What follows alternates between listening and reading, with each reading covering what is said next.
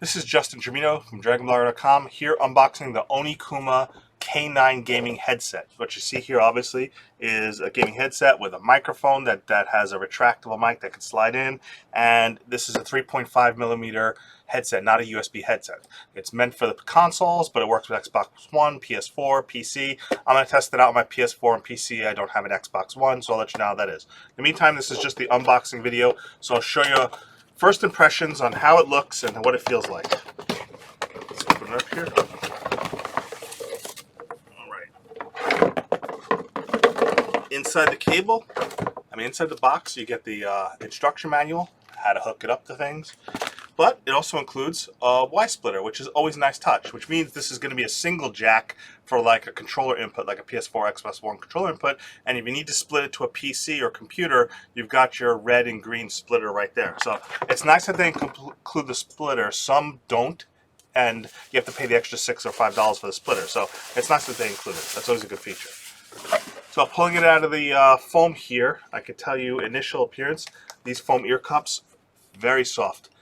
The headband is harder plastic than the cheap Koenig ones for sure.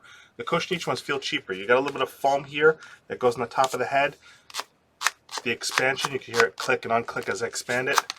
Looks like it fits pretty wide, although it stays pretty narrow. It's surprisingly narrow. I hope that stretches out. I'm really surprised at how hard it is to actually space this out. I'm worried about breaking it by bending it out like this. Maybe it's meant for smaller heads. Okay, it fits on my ears fine. It's very soft, but it does feel very tight, like very, very tight. I can see how that would cause maybe a headache or some facial pressure or ear pressure over time. So hopefully that'll loosen up over time, but it's one of the tightest fitting headsets I've ever put on my head, especially out of the box. I'm really surprised this thing doesn't get any wider. Like, I can't stretch it any wider than this. This would definitely not accommodate people with bigger heads, I would think, without possibly... Well, I don't feel like it's going to have any stress fractures. It does feel pretty darn sturdy compared to Koenig ones or some of the other ones. Even the Sadie's ones, it just feels sturdier, but it is surprisingly tight. It's just really tight on my head. The microphone is right here, and you can see it retracts. It has a nice windsock on it already. I like and appreciate the fact that they put a windsock by default. I'll take the windsock off there so you see what it looks like. So you see the holes in the top of the mic. Yeah, the windsock is a nice touch, right? Because then your pops for your P's and T's, and it catches that wind. So that's a nice touch right there. Put the windsock back on there. Make sure that's nice and tight. Again, I'm not using the microphone from this headset, obviously.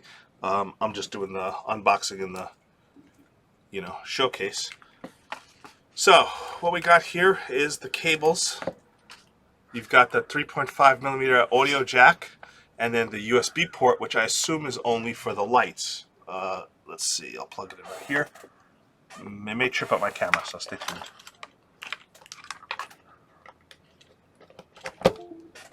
Let's see, what does that do?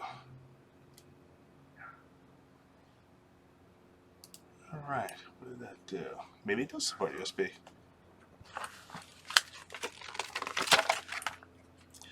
The control box here has a little dial for lowering and raising the volume.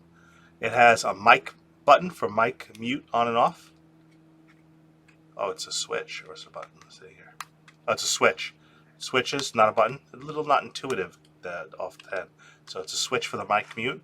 And then, of course, you got the lights on and off.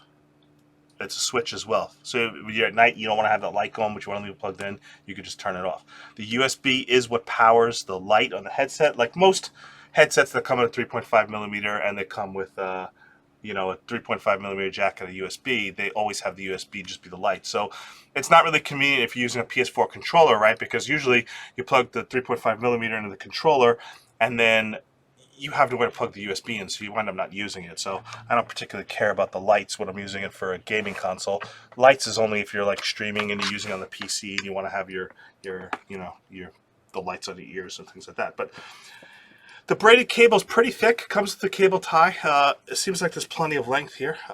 Well more length than some cables and some headsets I've reviewed. So that's pretty neat. Yeah, it's a very, very long. Very, very long cable. So you can actually run this cable under the desk and around the desk if you want to keep it out of your way, so it's not laying over your desk on top of your keyboard like some of the other headsets